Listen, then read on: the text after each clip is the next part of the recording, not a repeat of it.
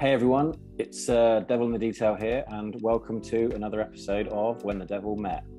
Today I have a very special guest. It is Specky McSporran.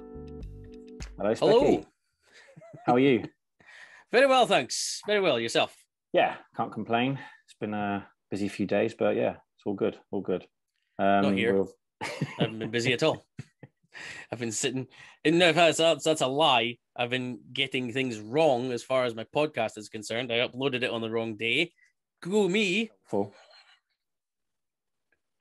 I just forgot what day it was. At time of filming, today is Wednesday. Yes, and the podcast should have gone up on Tuesday morning, but instead it went up Tuesday afternoon when I got home because I realized at 9 o'clock on Tuesday morning I didn't upload the podcast last night. So we will come to podcast questions later. Yes. So we're going to talk to you today about detailing and what that involves, the detailing community, car community, and things like that. So first of all, why don't you tell us a bit about yourself, just for people in case they don't know who you are? Who am I? I am Specky McSporran. I am 40 years old. I am a YouTuber, a podcaster, an enthusiast, a hobbyist of car care and detailing. I have my YouTube channel, which mostly concentrates on reviews, but there are also how-to videos as well about all sorts of car care stuff. And it could be anything, could be chemical products, shampoos and so on. It could be accessories. It could be videos about how I work my favorite routine. It could be some of my favorite products. So that's where the channel runs. And I also have a podcast with my good friend Paul Dolden, where we waffle a lot and also like to talk about car care products as well and detailing. And some controversial topics. No, I don't know what you're talking about. Which we'll come on to later. So your YouTube name, Specky McSporran, obviously that isn't your real name or your given name. No. How did you come up with that? This is going back a long time now. It must be 2012, 2013. I started the channel in 2013, so it's going to be near that time. I always wanted to be a YouTuber for a very long time. Not always, but for a very long time, I wanted to be a YouTuber. I am an avid content absorber of YouTube videos. And I watched videos and thought to myself, I want to do that. So I needed a name. I didn't want to use my own name because I'm quite conscious of my own privacy, things like that. I've heard some horrible horror stories. So I thought I don't want to go on there as myself per se. So I need a pseudonym. Yeah, not quite a brand, but I needed a pseudonym. Yeah. I needed something that I could use as an alternative name to me, but I wanted it to kind of tie into my content, which is funny because I didn't actually know what content I was going to be making. I wanted a channel. I knew that much. I just didn't know what it was going to be about. So I am a geek. I'm a real geek. I love geeking out about tech and games and stuff like that. So I expected that it was going to go down that route. Okay. So one of the images that is most commonly associated with geeks is glasses, especially geeky ones like mine. So I thought, right, okay, Specky. Well, let's go with that. But it needs something else. In hindsight, I should have just left it at Specky. But I needed something else to go with it at the time. I get the second bit. I kind of get you being from where you're from. Yes, I was essentially doubling down on the fact that I'm Scottish. There are not a huge amount of Scottish YouTubers out there. I wanted to make it known. Follow of detailing side of things, so I don't know. Well, there's a few. There are a few guys, but it's only they've come about after I started my channel. But when I was looking at my channel, or looking at Scottish YouTubers in general, there weren't huge amounts of. So I thought, McSporran. Well, my last name is Mc. I am a Mc, officially. But I didn't want to use my own name, so I just decided, let's go Mc. Something sounds Scottish. Sporran. McSporran. Turns out it's actually a name as well. I've looked it up. Wow. But anyway, so I went with that. Specky McSporran. I thought that way I'm kind of geeky, but by the same token, I'm not tying the name down to a particular niche. If I called my channel Specky the Car Fan and decided to pivot and talk about games, then the Car Fan name doesn't really work. So I didn't want to be pigeonholed. So I wanted it to be kind of ambiguous. So it shows I'm a little bit geeky, but it doesn't have to be about geek stuff. So that's kind of where the name came about. And for a long time, I have cringed.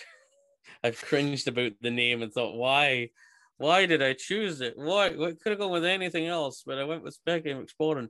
I've just had to own it now. People know me well enough now, on, or at least in the scene, the car care detailing scene, and so I'm just owning it now. To be honest, I have to. Yeah, because you walk around those car festivals where you have, and people take pictures of you and send it to you and say, "Hi, I saw you, but I didn't come up and say hello." Yeah, I don't know. Some weird people do that to me. Don't know who that could have been.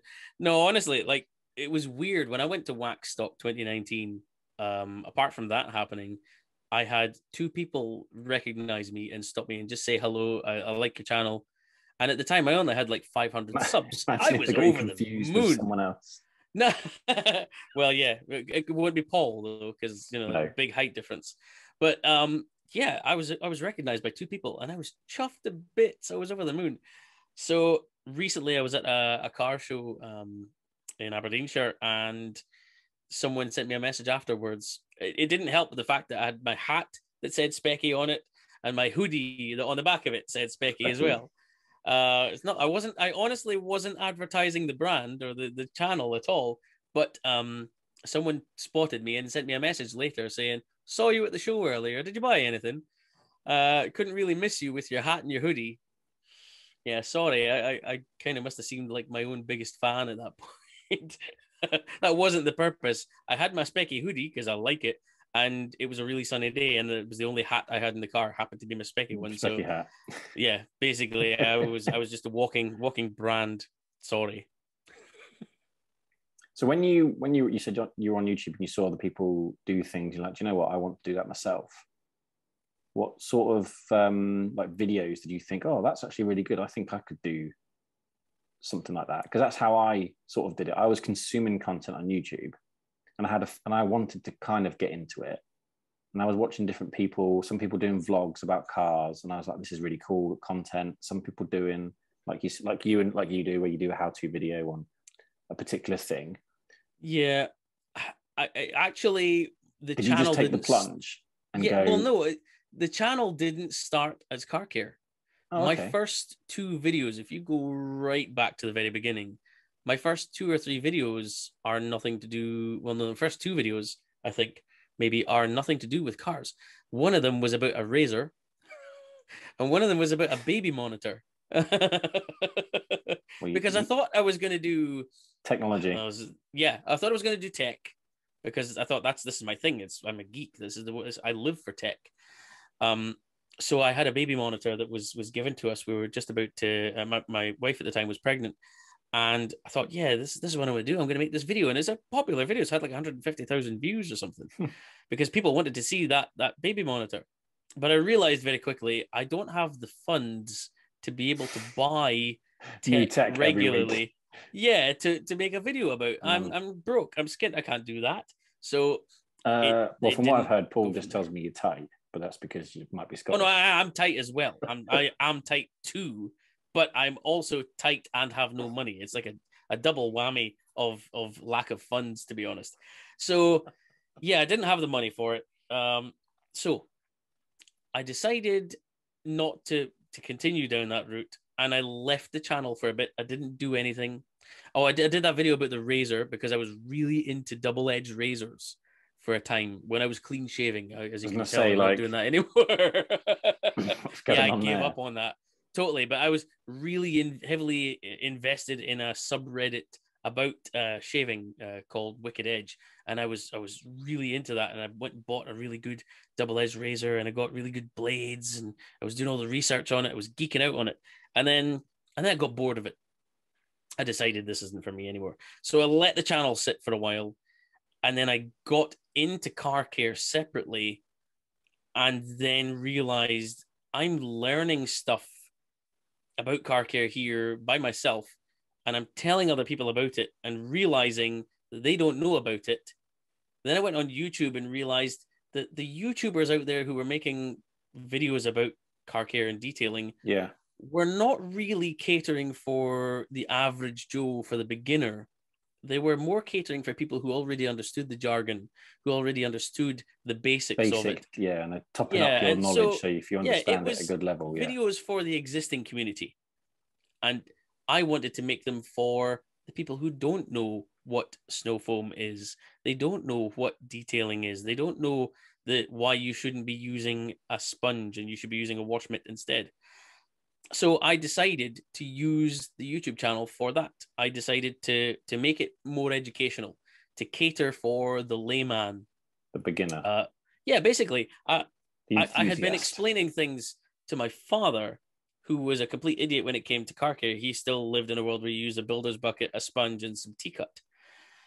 And I wanted to tell him, no, this is not the way anymore. This is the new stuff. And he didn't know about it. And I thought, well, if you don't know about it, other people don't know about it.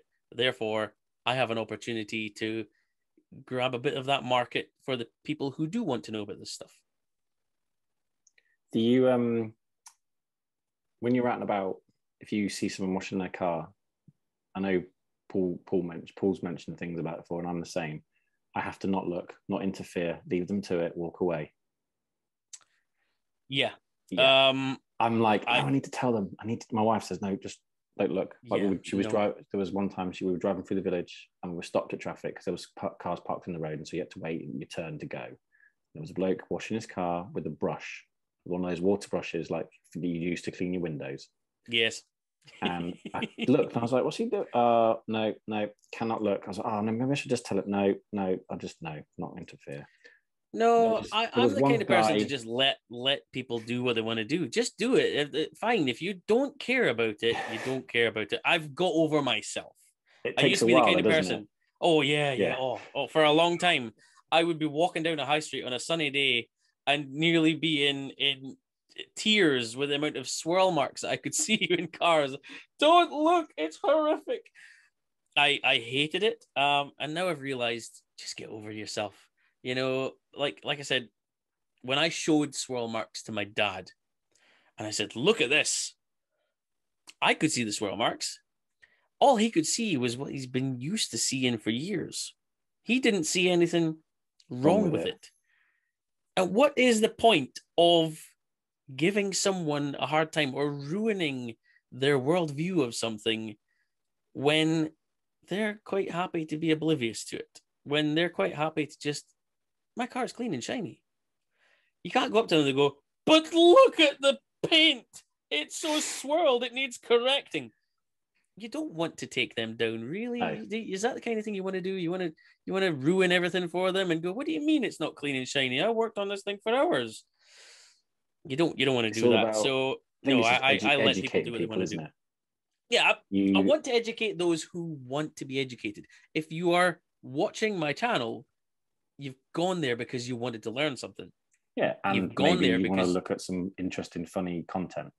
Yeah, that's exactly it. If I can give you some knowledge, something that you can take away from it, and maybe also you've had a bit of a laugh or you've enjoyed it, then I've done my job. Even if one person watches my video and clicks like, I've done my job because someone has enjoyed that. Someone has managed to get something out of it. So I'm always over the moon when someone comments and says, no, I think it was the iron fallout remover one that I did fairly recently, a few months ago maybe, where I was talking about the fact that iron fallout removers are not wheel cleaners. And I showed the difference. And I got a bunch of comments on there saying, I had no idea. I've always used them like this. You have completely changed my view of them. And now I'm going to start doing it the right way. So this was something I wanted to talk to you about. We should talk about this because it is an interesting topic, because you get wheel cleaner. Yeah. For argument's sake, this is a wheel cleaner. Yes. Okay. This is a fallout remover. Yes. Just so you know, this for anyone watching this was not planned. These were just brand new products that I've got in the last couple of weeks. They just happened to be sitting there in a very nicely presented no, way.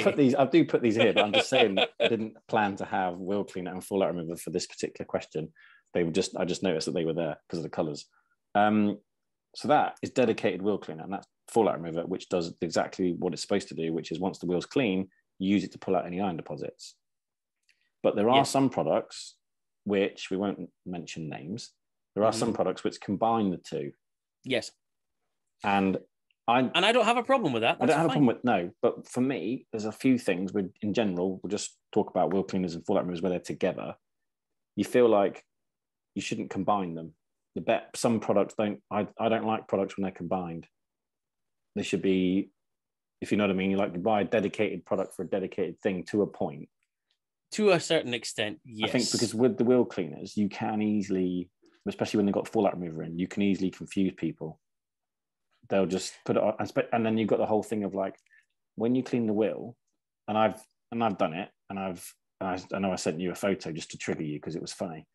Was when I cleaned the family car, I hadn't cleaned the wheels for ages, and they were proper filthy. I had to clean each wheel twice because they were that bad.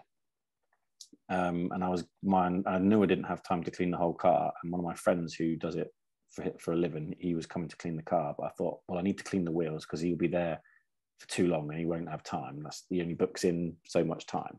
I thought I'd make a good video or take some pictures, and I've got a video planned for it at some point. But I thought I need to trigger Specky, so I just literally had a dry wheel and just sprayed fallout remover on it, and I was like, wow, this is exactly what he's been talking about, and other people have also talked about it, and it literally blew like a Christmas tree. Yeah, I was like, geez, if for Instagram that looks amazing. It's a marketing man's dream.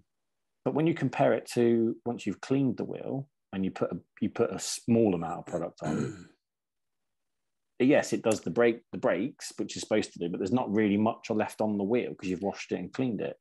But it's night and day, the difference.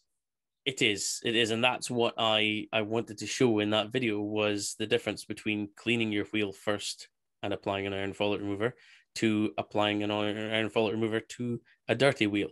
Is that reaction you're getting, that you're seeing when you just spray iron fallout on a dirty dry wheel, is the reaction of all the iron fallout, all the iron oxide particles that are in the dirt.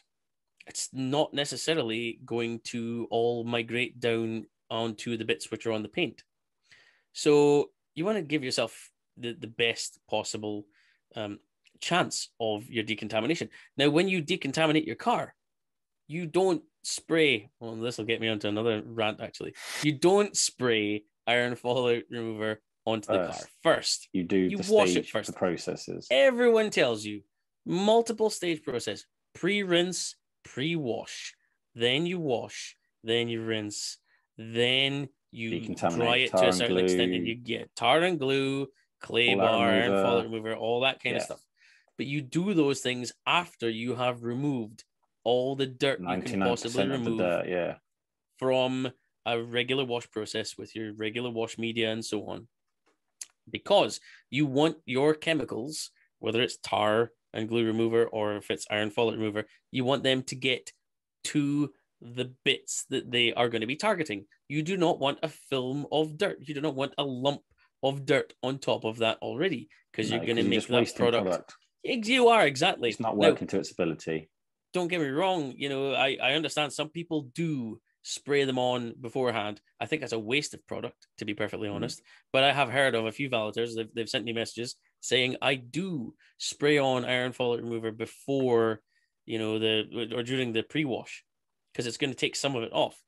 But I feel it's a waste of product, because iron fallout remover is not a cheap product. It's not dilutable normally. I think there's maybe one or two that can, but generally speaking, they're not dilutable.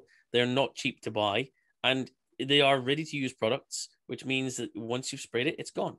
Now, I had an issue with a company who was saying, we won't name, but on the bottle, it said, spray on the iron fallout remover before you wash it. And I was tearing my hair out. I had a live chat with Paul about this on the Stereo app. was the first one we did on that app, and I had a real issue with that, and it bugged me because that is such a waste of all that product. You're spraying it on there, you're going to wash your car afterwards. I guarantee if you spray it on again, you're going to see another reaction. So it's interesting that they are doing that. I can only imagine they're doing that to get you to buy more product, because a 500ml bottle of this iron follic remover on a family-sized car, you're probably going to go through at least half, if not 2/3 of that bottle for something the size of a Ford Focus, an Astra, whatever. If you think the average price for most of the fallout removers is probably about £13-14, compared to, say, like a pre-wash, which is about £6, £6.50. And remember, your pre-wash is usually a dilutable product as well. And so your cost per wash, if you think 500 mils, that's how much. Your cost per use is dramatically lower. And the thing is, if you use a good quality shampoo, a good quality cleaning product, you'll find that you'll actually be able to clean off much of the iron fallout with that anyway. Even before you get to it. Pre-wash system, you should have most of that should be gone. You should always have a good pre-wash. Like pre-wash is like probably the most important step, I would say, in washing your car safely, because that is going to get rid of a ton. And I did a couple of tests on this to find out if it actually is effective or not. And it genuinely is effective to get a good quality. I've seen enough short videos, TikTok, Instagram, some on YouTube, where they're longer. Where literally people go, right, I've sprayed this half of the car. They get like a white car, because it's obviously easier to see on camera.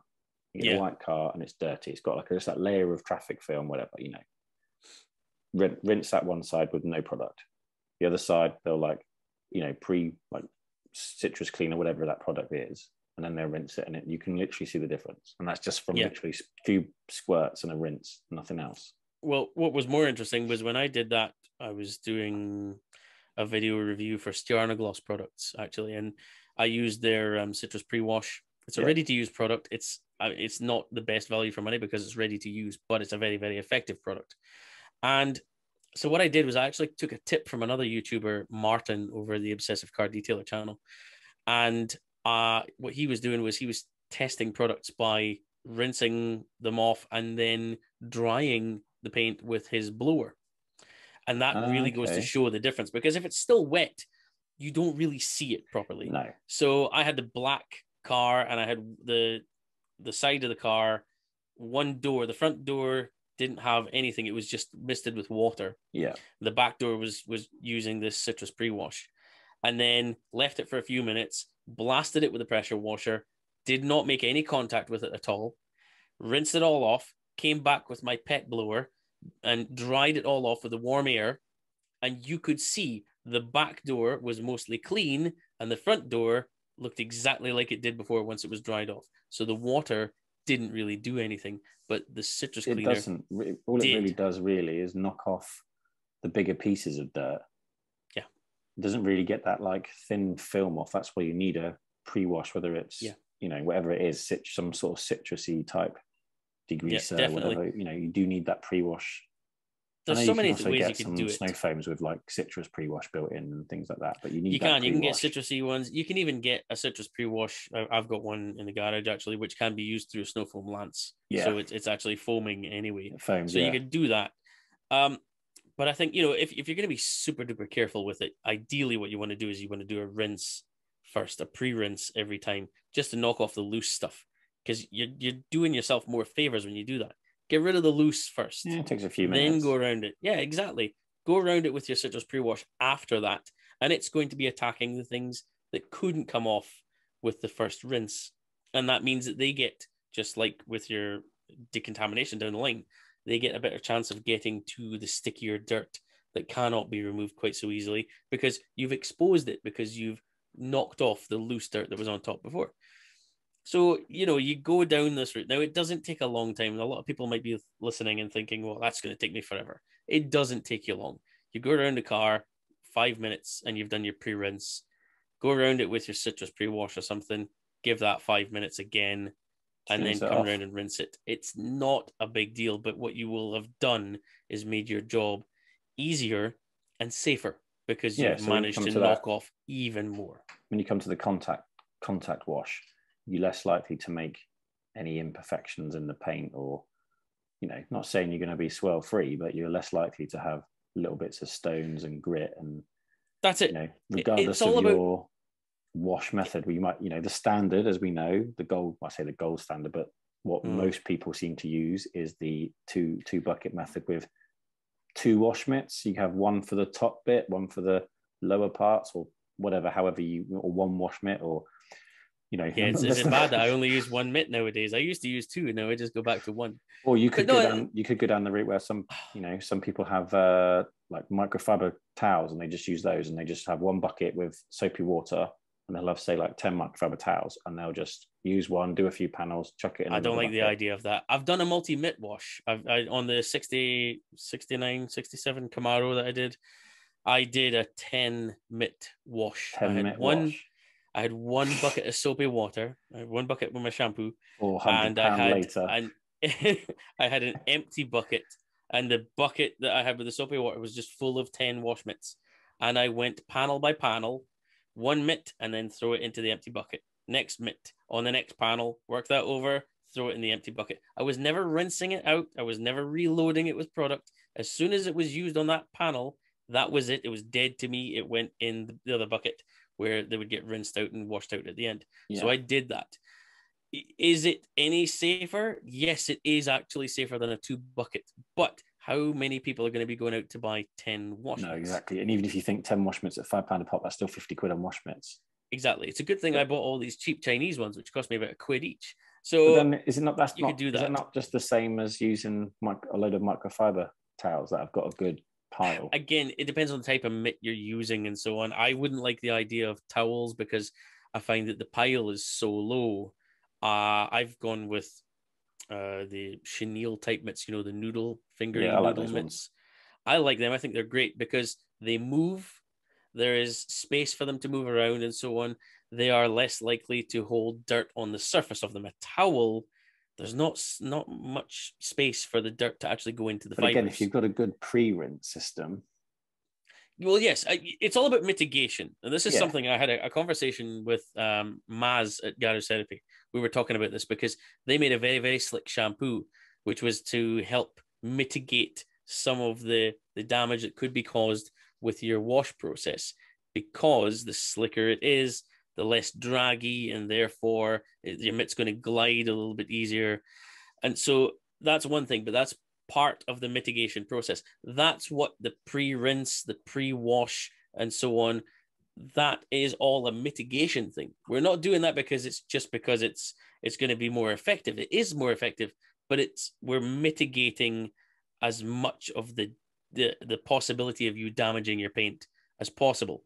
You can damage your paint if you use a sponge. We've said this for years because there's nowhere for the dirt to go. It's going to stick between the surface of your sponge and the surface of your paint. You're just going to be dragging it around. So that's why we moved to wash mitts. We're mitigating the chances of adding damage to your paint, and that damage shows up in the form of swirl marks. So that's what we're trying to do these days.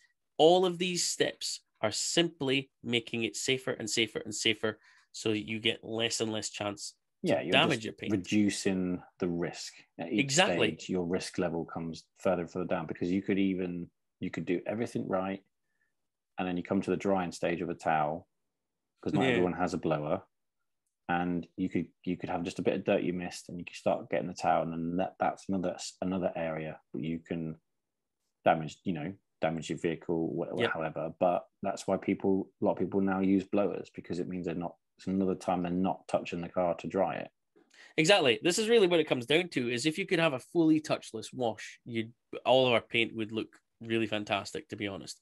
There would be very few in the way of scratches and swirl marks on your paint, other than, regular stuff. You want to be as touchless as possible. And as soon as you touch your paint, that is the most dangerous moment. So you want to make it as safe as possible by getting rid of as much as you can, by using a good quality wash mitt, a good quality slick shampoo, and so on. That being said, your shampoo can also be too slick sometimes. You can get very slick shampoos, which are so slick, it's like having baby oil on your bonnet, it feels fantastic, but then your mitt isn't actually making as much contact with the paint. So it's, there's got to be an acceptable amount of risk And that's what it comes down to, is how much risk are you willing to take to put on your paint. Things, as you said as well, towels. If you don't use a good quality drying towel, you can mar your paint just with that alone. If you have very soft paint, then going over it with a soft towel can be damaging as well. So we're looking at all these. That's why we're looking at high quality products with high quality materials and so on, and not using a 99p as the hand towel to dry your paint with. You don't want to do that, because I've seen people use like tea towels, beach towels, jumpers, yeah, and you're like, seen it all. Yeah, but then like you've had on. I listened to your podcast today, actually, from yesterday, with Gary on, and he was saying when he started, he just had a bucket and sponge, and that's where I started. I think we all did, because that's what you thought was the right thing, because that's all you saw people do, and you're like, oh well, that's what you do. I didn't really notice like swell marks. You just wash it and that was it. You didn't really even dry it. You might have you dried the glass, and then you with a chamois. Don't say that word. But then you learn. You start to learn a few things, and you're like, oh, okay, yeah. If I buy some microfiber towels, I buy a wash mitt with the noodles on, I buy a proper bucket, and you slowly start to build up your products, your detailing arsenal. Like all the stuff I've got in my garage now, it's taken me a while to sort of build up, and I've not just paid for it overnight. It's a lot, there's a lot of bits and bobs that I've got and I collected over the years. And as you watch more channels, speak to more people like yourself and Paul, and you pick people's brains and you learn a few things here and there, and you're like, oh yeah, actually, just by doing that one thing, or if I get this little bit of like a pump spray or little bits like that, you can go, oh well, now I don't have to get trigger finger where you just go and trying to spray citrus around the car, and you're just like, oh, my hand hurts, change hands, like another one, but then you just get a pump spray and you're like, done, and it saves you time, and you can start cutting that time down as well. And absolutely, that 3 hour 4 hour time where you want to just do, like I say, a quick wash, because you've already you wash it regularly, so you want to just get a quick wash in. By using a few little things, you start to cut that time right down. By using certain products on the paint and the wheels, it keeps them cleaner because they're protected, and you learn all this stuff. Oh, sealants, these are handy. Spray on sealants, I'll just rinse off, and that saves me a load of time. I haven't got to hand wax the car every time, which takes time. I would love to be able to get my car washed within like 2 hours, but I can't do it because I have to film. Every time I wash a car, I have to film it, because otherwise it's a wasted opportunity to review another product or try something else out. So it's got to be done on camera. So when you're doing it on camera, it takes you twice as long, because you're thinking about the angles, you're moving the camera around, you're thinking about what the shot needs to be. Taking photos for Instagram, Facebook. Yeah, well, there's Twitter, that as well. So TikTok. It's difficult. I haven't washed a car without a camera on probably in, honestly, like nine years or something. Wow. It's been it's just the way it is. And I thought I was bad. Yeah, but I learned about car care accidentally. I didn't get into detailing just because I fancied getting into it, because I wanted to do it. It was a pure accident. I had a car which was like the first half decent quality car I'd had in my life, I think. It was a little Hyundai, and I loved the car. I thought it was great. And I decided one day, do you know what? This little car has done me really well. I really like it. I want to kind of treat it. I want to give it a good wash. So I started washing it with my bucket and my sponge and my triple wax shampoo. And once I had washed the whole thing, I was looking close. I never really got that close to my paint before, but I decided to get closer and look at some of the panels, and I saw these little black specks. And what are these? And I could feel them, and they were sticking up, and I could kind of pick them off with my finger. What's that? So I went onto Google. What are these little black spots? Led me to a detailing site telling me these are tar spots. You need a good tar and glue remover to get rid of them. So we have a small motor factor in my local town. So I went down there looking for tar and glue remover. My God, they've got loads of products in here. I've never seen so many car care products. This was like a mini Halfords. So I bought some tar and glue remover. And while I was researching it, I also noticed that it said this is part of decontamination. You may also want to be claying your car. And, I didn't get to the iron fallout stage yet. And I thought, clay, well, while I'm there, I'll also get this Maguire's quick clay kit. Comes with a spray lube and a wee clay bar. And I went back to the car a week later, the next weekend, and I started removing the tar and then claying it. And I looked at the clay bar afterwards, and I think I still have a picture of that clay bar somewhere, where it looked awful. And I thought to myself, oh my God, all of this was on my paint. And afterwards, after cleaning the whole thing, I was stunned. It was even better looking than it was before. But then I noticed the swirls. And I wanted to know, is this normal to have these weird circular marks on my paint? Led me to another website which said these are swirl marks. This is damage in your paint. What? And something in my brain went click. This is your thing. You like this kind of thing. And I don't know why it did, but it just did. And suddenly I found myself online going crazy. I was looking at every single detailing blog. I was watching every single YouTube video about detailing. I was on all of the online retailers' websites, learning what different kind of products they have. What do they all do? What's an iron fallout remover? What's iron fallout? Why do I need to remove it? You know, things like that. I know of a wheel cleaner. What's your dressing? Why would you want to dress your tires? Really? Wow, that looks great. And so on and so on. And I basically fell down the rabbit hole of this thing. And whatever it was, my brain just loves it.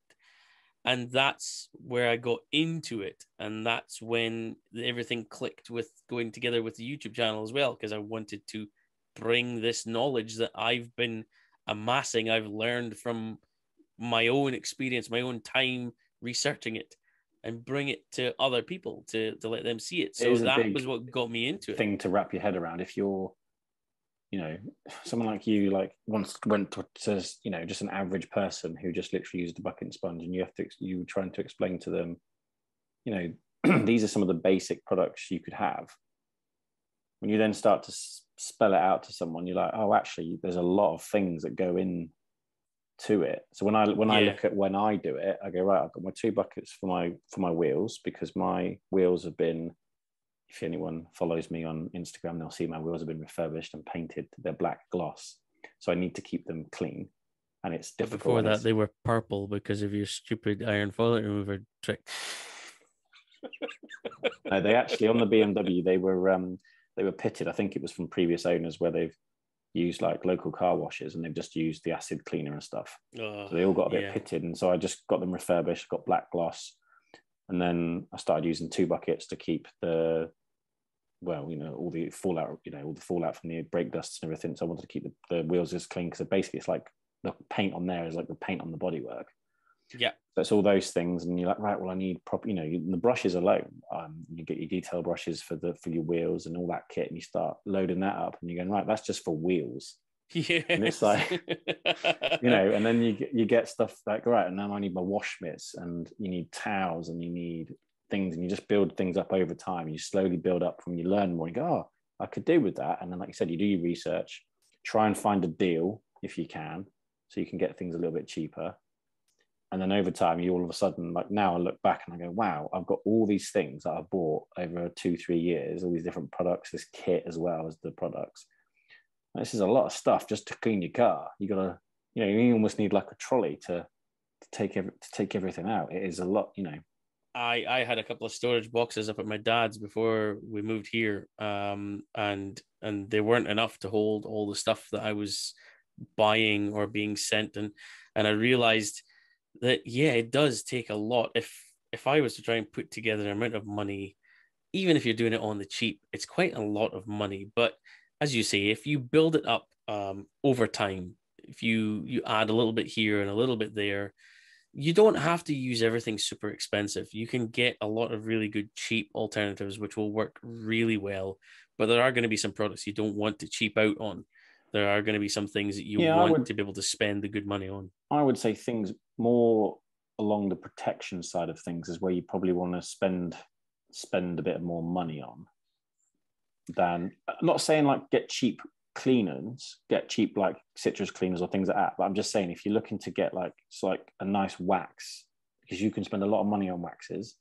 If you get like a nice wax, well, you know, You can and you can't. Yeah, you can spend a lot of money on a wax, but you can spend little money and find some really good value for money waxes out there if that's your kind of thing. What you need to do is you need to find a YouTuber who does reviews of products and I can't think of follow any. them, and you can see which ones might suit you best. But do you know what I mean? If you actually, I did a couple of videos about that, didn't I? Plug. Shameless plug. But I'm no shame. But what I mean is like it is difficult because you could. It's like anything. You could spend a lot of money on products, but you could go to somewhere like Halfords, say, and if that's local to you, or your local like where you went to, just a local car place. Yeah. And you can get some cheaper stuff to get you going. And it's not like when you buy a shampoo and you go, oh well, I spent £10 on that shampoo, but you're not using it the whole thing in one go. That will last you for 20 washes or something. Yeah. So that's quite a while. How often do I wash my car? Well, I wash it once or twice a month. Okay, so that probably lasts you for a good number of months. Yeah, we talked about this on the podcast a while ago, that you don't have to spend the earth. You can get away with a lot of cheap products because a lot of it is down to your abilities rather than the product. You can give a professional some really cheap, basic, probably quite nasty products, and I bet you they'll still turn around and deliver a fantastic result. By the same token, you can give a complete idiot all the best, most expensive things, and they'll still ham-fist it, and they'll do a rubbish job, and the car will still look pretty rubbish. So you don't have to spend a fortune. You can get out there and get some of the brands that you know of that work really well, that are good quality and aren't going to break the bank. Things like Autoglim. A lot of people poo-poo Autoglim and say, "Oh, it's not up to date." Solid, great stuff. Honestly, it's where a lot of people start. It's one of those stepping stone brands before you move up into what some of them call scene brands nowadays, or then to the proper high-end stuff as well, the stuff that is really actually effective and has nothing to do with the marketing. So there's a lot you can get. I would say some of the things you don't want to cheap out on, though, are things like your microfibers. Don't buy cheap microfibers because you will end up buying more. Yeah. So don't cheap out on microfibers for sure. Any of your solid, regular, reusable accessories. So microfibers, wheel brushes, good pressure washer, tire brushes, a good pressure washer. Because you know a lot about pressure washers. Don't get I'll tell you who knows more about pressure washers. The guy who has 17 of them. My friend Paul. Does he really have that many? Does Paul really have that many, or has he just got a couple? I like winding him up about it because he seems to always be getting a new pressure washer. Bless him, he sent me his old one because my one died. Yeah. What a legend. Yeah, he was absolutely fantastic. He got me out of a sticky situation. Sent me his old one, which is amazing because he sent me it and it was broken. It's only got one working wheel on it. That's a normal thing for Paul. But yeah, that's it. Don't cheap out on stuff like that. Get a good brand. Don't get one of these cheap things that you go and buy down at B&M or something like that. Well, I bought Invest in a good brand. What did I get? I got the Karcher K4. I wouldn't touch Karchers. Some people said, no, don't get that. You need to get like a Kranzel or something like that. And I thought, how often am I going to use it? Yeah. I bought it wasn't cheap. It had like say 2-year warranty or something. So I thought that's fine if it does break, because I know people say, oh, they break, they do this, they do that. But also you got to look after it. So I went, did my research, see what you have to do after each time you've used it, get rid of the water from it to stop the pressure build up and things like that. So I make sure I do that. I make sure I give it a little clean down and, check the hoses and everything, and it's stored away properly. And I've had mine now for like 3 years, no issues, touch wood. It's also don't leave your pressure washer outside or in your garage in the winter. Big tip. Oh, really? Well, yeah, because I mean, if it's freezing cold in your garage and you've got water sitting in your pump, you haven't emptied out your pressure washer. That's why I always empty it out. No, mine does. Yeah, water will expand when it freezes and it will crack your pump. That's one of the most common things. Now, I won't touch a Kranzel. Kranzel. I'd love a Kranzel. Gotcha. By the way, Kranzel, if you got one, I would. They're expensive, I won't aren't touch. I won't. Yeah, they are. But I mean, they're good. They're good for a reason. They're serviceable and everything. It's fantastic. But no, I bought a Nilfisk. I've been That's a Nilfisk the other brand guy. I was trying to think of. People seem to recommend Nilfisk. One of the main reasons for them is that even on the cheapest, most basic ones, they have an actual metal pump, whereas the Karchers have plastic pump housings. which is much less durable. It is more likely to crack, split, break, whatever. That's why you hear a lot of people saying things about cartridges. But when you get up to some of the higher end ones, I think once you get to like a K5 or something, they're all metal pumps. Beyond that, I think someone mentioned that a while ago. Whereas the Nilfisk, I bought a cheap one. It was 60 quid. It was the cheapest one they did. It was the smallest one. Still perfectly acceptable. If I had not left it on all night running with no water in it, then it would still be going to this day. But that's why it died. I know, it's a stupid mistake, but you live and you learn. You know, you make these mistakes and you learn from them. And you're very so fortunate I haven't you have done friends that have spare ones. Well, you know, that this is the only reason that I can't give him too much of grief for having so many spares, because at least he was kind enough to give me his one. So, seeing as we have mentioned him a little bit, yes, he who shall not be named. You shall not be named. Sounds like he's Voldemort from Harry Potter. Have you seen him? Give him a cape and squish his nose down, and he basically is. Paul, if you watch this, I am not replying to that comment. Love you, Paul. So you and Paul do a podcast. Is it bi-weekly? Yes. Basically every other couple of weeks, isn't it? Yeah. Basically, we record usually on a Tuesday night, and it goes out the following Tuesday morning. So it gives me some time to edit it. Yeah.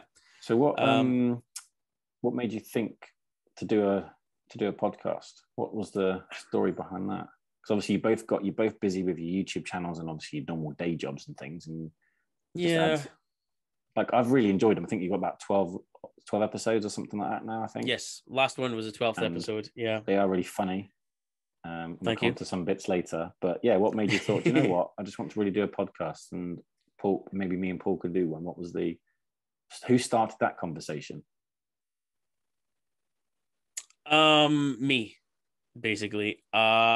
Just like the YouTube channel, I wanted to do a podcast for quite some time. It's been in the back of my mind since probably around 2018-ish that I've wanted to do a podcast. But again, I've had no idea of what it was going to be about. If it's going to be about car care, are people actually going to be interested in listening to me on my own waffle on for about an hour about car care stuff? It's going to be kind of boring. So it was a want, but I didn't really see it actually happening. And it wasn't until Paul and I had really developed our friendship. Paul has been incredible. I think it was around about 2018 actually, that maybe 2017, 2018, that we started talking properly. And it started out with trading comments in YouTube, because I subscribed to his channel fairly early on and had been watching all of his videos. And then he came on to one of my videos, and it was a review of a product that he had tried out as well. And he came on and he commented saying, yeah, I've tried the same thing and I think it's really good. I've subscribed to your channel. And I was like, that's awesome. Thanks very much. I really appreciate that, because I've been watching your channel for ages. So we were trading comments, and then eventually we were trading things on Instagram, DMs on there. And then eventually we swapped phone numbers, and we started phoning each other, and we were on WhatsApp sending voice messages back and forth. And it became more and more, and we became really good friends. And so, yeah, when I wanted to do the podcast and really gave it some good thought earlier this year, I said, we have to do this now. We have to jump on it, because if I keep putting it off any longer, it's never going to happen. We're never going to get around to it. And I thought, people really like the chemistry that Paul and I have whenever we go on to Instagram and have a live chat there. People love it, especially once Paul's had a couple of drinks. It gets really quite hilarious. It gets a bit loose with his tongue. Oh, like, you know what? You just think Paul is the epitome of carry on humor. That's what he is. And I'm the same. Matron. Yes. This is it. We're both like Sid James in a way, Now, for the younger viewers, you might want to Google Carry On. Yes. Google Carry On movies. I highly recommend Carry On Camping. It was highly hilarious. Oh, yes. That scene with Barbara Windsor. But yeah, we we're very much like that. That's our kind of sense of humor. We're both like that. We really click there. So when I wanted to make this podcast, I said to him, we need to do this. Would you come on with me and we'll give it a try? I really want to do this. And if we don't do it now, we're never going to do it. But I think people might enjoy it. We chat on the Instagram lives and people love it. We got onto the stereo app as well and tried that for a while. People liked the way we bounce off each other. So we said, let's do this. So I invested in a cheap microphone here that I have. And Paul, being Paul, decided to spend twice as much money to get a better one. That's typical Paul. He wants to always one-up me there. So he's I was like, I'm not going to buy the cheapest one. I'll get one that's twice as expensive as yours. Fine. They sound the same. That's it. We were very specific about what we wanted it to sound like. We wanted to record it obviously remotely. Paul is away down in Essex. I'm up in North Aberdeenshire. So it had to be remote, but it had to sound good. I didn't want it to sound like one of those broadcasts where someone is joining us live via satellite from New York and there's a 5-second delay. Yeah. What do you want us to say there, Jeff? And Jeff's there like this, waiting for 5 seconds. Thanks, Carol. So I didn't want that. I wanted it to sound really good. So we did loads of research and I found some services which were going to work well for that. And that was it. We started recording it. We did episode 1. And after editing it, the editing was fairly simple to learn because it was very similar to video editing, to be honest, with the software that I was using. So Paul must have been all over that then. Oh, yeah. Yeah. Paul was, no, actually, no, he wasn't. Paul contributes his voice and his humor to the podcast, and I take care of everything else because I had to teach Paul how to use the video editor that he's using now. Because before that, he was using Windows Movie Maker. Wow. And that's not even a joke. Like, I would struggle to use Windows Movie Maker because of how difficult everything would be in there. I switched over to a different editor, and I told him about it, and I got a good deal, and he went and joined me and got that good deal as well. And he said, this is like night and day. I'm never going to go back. What do you use now? I use Vegas. It was originally used to be called Sony Vegas. Then Magix bought it, so it's called Magix Vegas. So we both have Vegas Pro, and I got onto it first and loved it, and then told him about it, and he switched to it, and now he loves it. But I had to teach him how to do that. The podcast editing is very, very similar. We use a program called Audacity. It's a free audio editor, and it gives us 2 tracks, and I can literally go through the tracks. I can listen. If anything is out of place, I can move them. Resync I can it. take out. Yeah, I can synchronize it. I can take out gaps. We can bump up the bass. We can take out hiss. We can do all these things. We can tune the sound the way we want it. And the one thing that people said after episode 1 that we really appreciated was when someone said, "It sounds like you two are in the same room together." But we were like 500 miles away from each other. The viewers at home. No, there's no. It's not a secret. There's viewers, no they are way. In the same room. They go to a studio in London and they record it. Do you know what? I would love it if we could get together on like a fortnightly basis where I could jump on a plane and nip down to London and we jumped in and recorded in a professional studio. It would be amazing. Now you could do that if you had a sponsor for the podcast. And we will drop that subtle hint on episode 13 for sure. But no, that was watching it. And they want to sponsor, contact Specky via Instagram. We would love a sponsor, but at the moment, we do it because we love it. We do it because it's fun. It is fun to listen to, and you get people on every week that are, you don't get. It's not like you got the same person on every week. You've got different people from the car community, people that you get people on that other people want to listen to because they know who they are. And they offer a different perspective to you and Paul. That was a real big part of what we wanted, was that we're part of the detailing community in the UK. We want to get people involved, be able to represent all parts of the community, and it's not just the guy that's cleaning his car. It's the detailer that gets involved and drops hints and tips. It's the retailer that offers deals and has information, and you've got product manufacturers who are involved in the research and development of what goes on in the scene. So it's everybody. It's from the end user right up to the beginning of the supply chain. We want to be able to get everyone involved because it is a big community at the end of the day. And that's what we're looking for. So that's why we try and bring in different people. So we've had, for example, Vicky. So Vicky was our first guest. What was it Paul called on the thing? It was VTech Vicky. VTechie. I haven't spoken to her about that yet, actually. You know, I meant brilliant. to. I forgot about that. Sorry, Vicky, but I did think that was funny. It was funny, to be fair. That's what Paul does. That's what Paul brings to the podcast. Is I try to run it. Well, they're brilliant. So basically, the way we set it up was, I said I want to do this, and he said fine, but you're running the show. He says I'll be there to support you, to be as almost co-host. He says I'll be there to support you, to bounce off of, to give my opinions, to give some humor, whatever. But he says you're running the show. He says I'll only do this if you're going to run the show. I said fine, okay. That's why I do all the intros usually. So just in case anyone doesn't know or hasn't listened to Specky's podcast yet, when he does the intro and introduces everything, Paul will say that he's in a weird random location, and obviously every week it's different. Yeah, and it wasn't like that at the very beginning. In on a little secret, Specky doesn't know what Paul's going to say. So when you hear Specky laugh, that's a genuine reaction that most of us will probably do as well. It's 100%. So like I said, I did like this. He doesn't know how watching. That was funny. That's a cracker. That's one of the best ones, I think. Actually, it really is one of the best ones.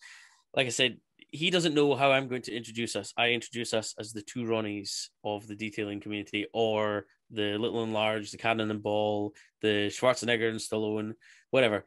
I come up with those. He doesn't know what's coming. Just like I don't know where he's going to be this week. Now, that's only been going for about the past 4 or 5 episodes, I think. It wasn't like that at the beginning. He just said hello. But now he's decided that this is going to be his contribution to it. This week, I'm standing on the slipway at RNLI, just in case one of the boats comes down. And, it's things like that. I never know what that's going to be, which is brilliant, because that shows Paul's humor. He's very quick-witted. He's very funny. He always makes me laugh all the time, even inappropriately at times. There's things. But that's why I think it works so well. People love the way that we bounce off each other with our chemistry, and we love it. I look forward to recording the podcast more than I do making a video, because making a video is a kind of a lonely thing, unless sometimes I'll have a video with my girlfriend Natalie, and she'll come and join in for one, and that's great because doing it with her is fantastic. I've got someone to bounce off of. I've got someone to have a laugh with. I'm not doing it on my own anymore. But otherwise, most of my videos, it's all just me on my own. So the ability to record a podcast and speak to one of my best mates live, and we bounce off each other. We don't have a script. We have notes on my phone. A guide of what you want to say and what sort of topics you want to. But then obviously you can make those, and something could come up on the day. You think, let's get this in because this is like a hot topic for today, or this week we've had this and we should be talking about it. And that's exactly how it works, is that there will be times when you've got a guide of what you want to say, but then something else comes up and you think, hang on a minute, you just said that. Now tell me about this. So like when we had Vicky on as our first guest, I had a list of things I wanted to talk about, but the way she responded to things, we just had to kind of go off the cuff with some of that. Now, Vicky was very nervous when she came on, and I had to kind of make sure I was steering her in the right direction and keeping things going. Also to the way you wanted her to go, so you can ask the 3 or 4 questions you want to ask her. That was it. She wanted to clam up a little bit at times, and I was trying to make sure I was drawing things out of her. Bless her. She's going to come back on the podcast, but she'll be a co-host with us. She'll be a third co-host, just for a bit of fun, because she's not really one for doing interviews and things like that. Come up with a trio name. I was already thinking about it the other day, actually. I don't know if I want to give it away, though. No, don't give it away, but I'm just saying, like, you're going to have to come up with, you've done your duos, like you said, your Schwarzenegger and Stallone, things like that. You're going to come up with a trio name now. I've already thought of one, which is harking. It's probably actually showing my age and Paul's age, because if we have Vicky on, she may hear it and think, who? When was this? Techie. Techie. She won't know what you're talking about. I need to message her later actually, and find out if she's actually listened to that yet, because I know she can be behind the times on it. But I need to message her. A lot of people don't realize I speak to Vicky quite often, quite regularly. And so that's something to come up with. So we're going to do that. We're also really looking forward to something later this year, which, well, I say we're looking forward to it. It seems like the community are looking forward to it. You mean the explicit version of the podcast?